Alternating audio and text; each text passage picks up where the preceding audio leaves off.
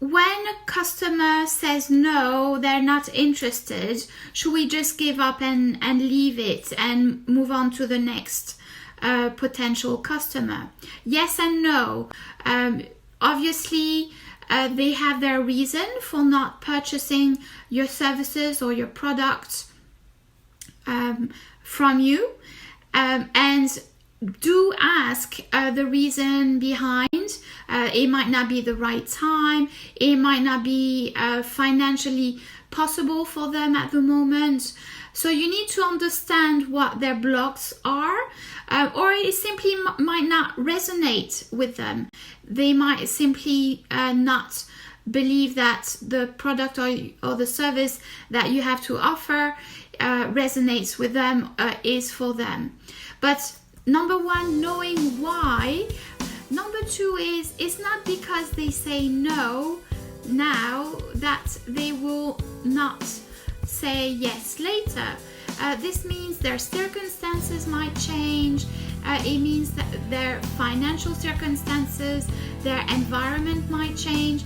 They might get to know you. They might get to understand better what your services are all about. So really, you want to keep them in your connection, into your circle of potential clients. This was the case with one of my clients. This lady was an artist. She approached me over 6 months ago, and she at the time she wasn't ready to sign up. She had her initial consultation. We went through the possible avenues for her newly set up business, and at the time she was not ready to sign up for any further services with CCGM Consulting, and this is absolutely fine. I understood that it wasn't the right time for her, that she had other priorities in her life then, but things changed later in her life, in her environment, and she got in touch back this week. Actually, she was interested in signing up onto our mini course, the Moving Forward course for new businesses. So it's not because she said no back then that she would say no forever.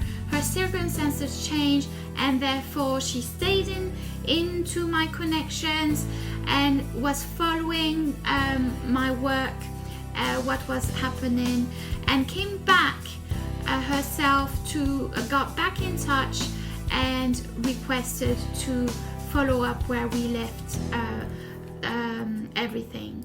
So this is to answer the question number 2 that I had, which is, does no mean never? So this is question number 2.